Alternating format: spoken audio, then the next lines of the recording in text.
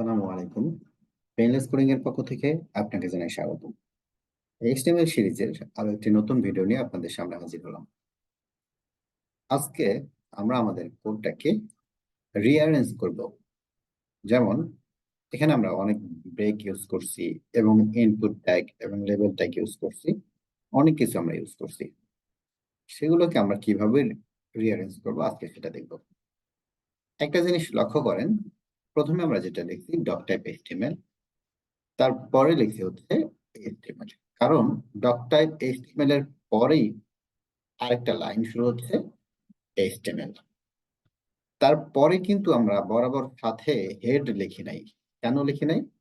আমরা কিন্তু এভাবে লিখতে পারতাম, হেড এভাবে আমরা লিখতে পারতাম, লিখি নাই। এর জন্য লিখি নাই কারণ এইচটিএমএল এর ভিতরেই হেড ট্যাগটা অবস্থান করতেছে।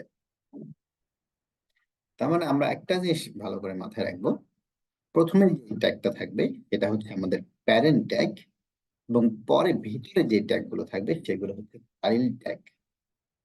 তার মানে প্যারেন্ট ট্যাগ যেই বরাবর লাইনে বসে যাবে সেই বরাবর আমরা চাইল্ড ট্যাগটাকে লিখবো না। আমরা চাইল্ড ট্যাগ কি করবো, একটা ট্যাব দিয়ে লিখবো।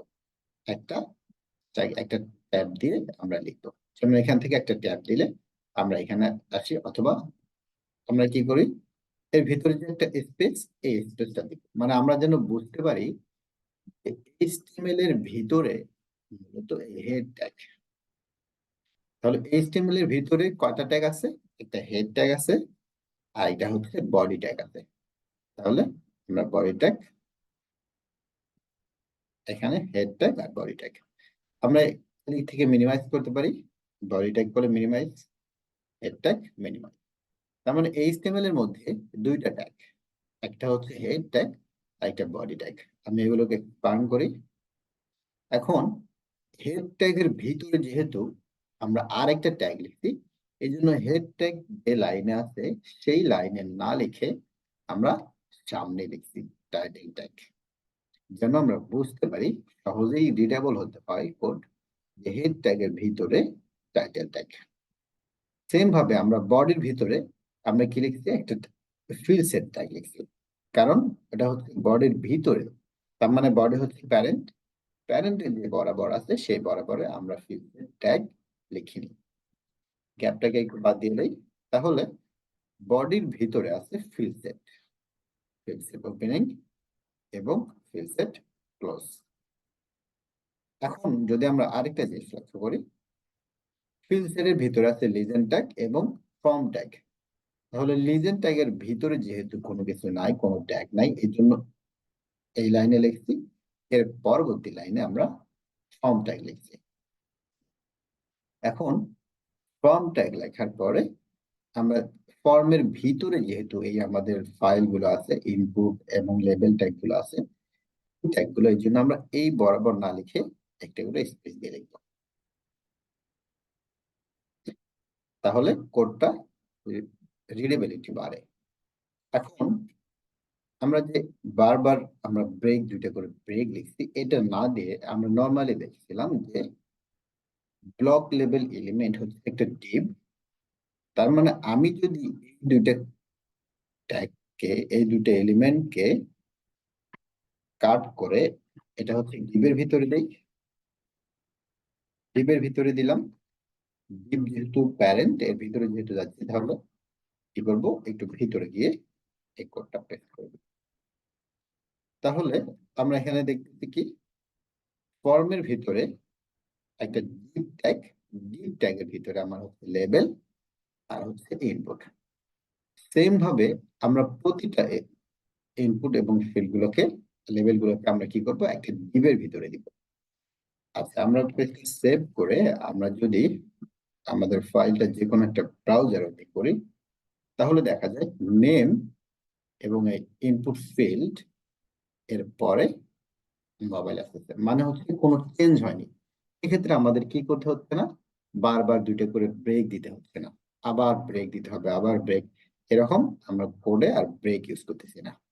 তার মানে এই দুইটা ব্রেক বাদ দিয়ে দিই, বাদ দিয়ে আমরা এই কোডটাকে ডিপ ট্যাগের ভিতরে লিখি। ডিভ, এখানে ডিভ, ভিতরে পেস্ট করে দিলাম। এভাবে প্রতিটা লেবেল এবং ইনপুট ফিল্ডকে আমরা আলাদা আলাদা ডিবের ভিতরে দিয়ে দিই।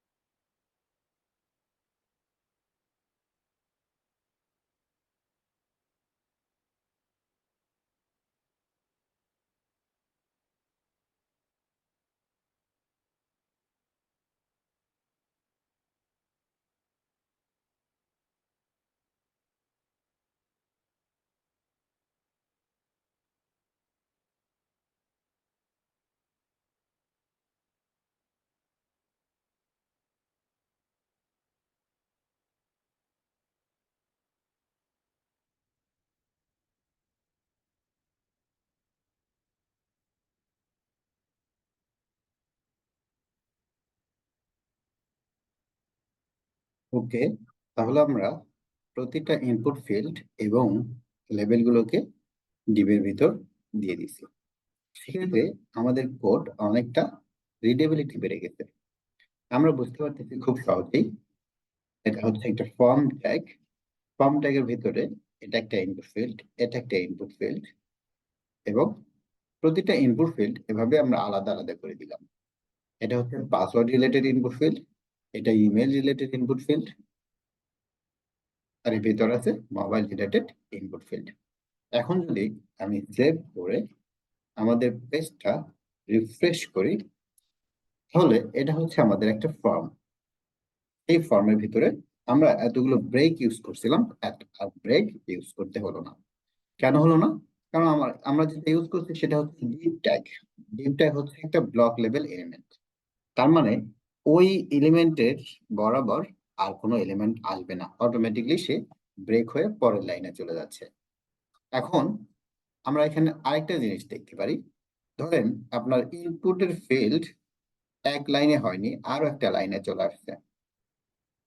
যেমন আমরা লেভেলে দেখি একটা লাইনেই সব লিখতে পারছি, বাট ইনপুট ফিল্ডের ভ্যালুগুলো, আমি যত অ্যাট্রিবিউট আছে সবগুলোকে আমরা একটা লাইনে লিখতে পারি নাই, ভেঙে আরেকটা লাইনে চলে আসছে।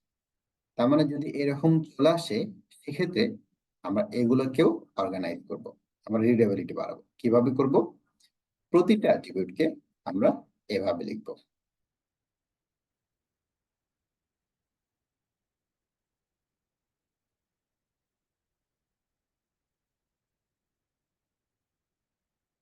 সেক্ষেত্রে যেটা হবে সেটা হচ্ছে আমার কোডের রিডেবিলিটি আরো বেড়ে যাবে।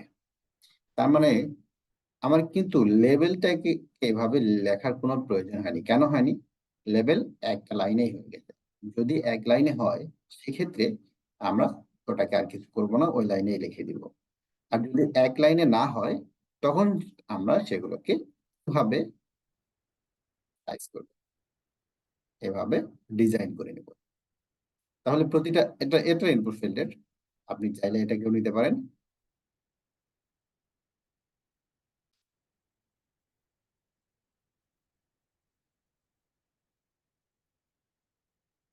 ভাবে আমাদের যতগুলো ইনপুট ফিল্ড আছে, আর যদি মনে হয় যে না একটা লাইনেই হয়ে গেছে, তখন সেক্ষেত্রে আপনি এটা ওইভাবেই রেখে দিতে পারেন, অথবা আপনি এইভাবে সেগুলোকে লিখতে পারেন। এখানে আমাদের আর মনে হচ্ছে না যে দ্বিতীয় লাইনে চলে আসছে। যদি দ্বিতীয় লাইনে আসে, তখন আমরা এভাবে লিখবো যেন আমরা খুব সহজেই বুঝতে পারি এগুলোর অ্যাট্রিবিউট কি এবং তার ভ্যালু গুলো কি কি আছে। এখন যদি আমরা সেভ করি, সেভ করে পেজ রিফ্রেশ করি, তাহলে কিন্তু আমরা যে ফর্ম, সেই ফর্মই থাকবে। শুধুমাত্র এই কোডের রিডেবিলিটি বেড়ে গেছে। এখন আমরা এই ফর্ম ট্যাগের ভিতরে দেখি, এই ফর্ম ট্যাগের যতগুলো অ্যাট্রিবিউট আমরা লিখছি একটা লাইনে হয়নি, সেক্ষেত্রে আমরা কি করতে পারি, এটাকেও আমরা আলাদা আলাদা করে দিতে পারি এন্টার দিয়ে। অ্যাকশন, মেথড, টার্গেট, এই টাইপটা নিচে দিলাম এবং এই টাইপকে এখানে দিয়ে দিলাম।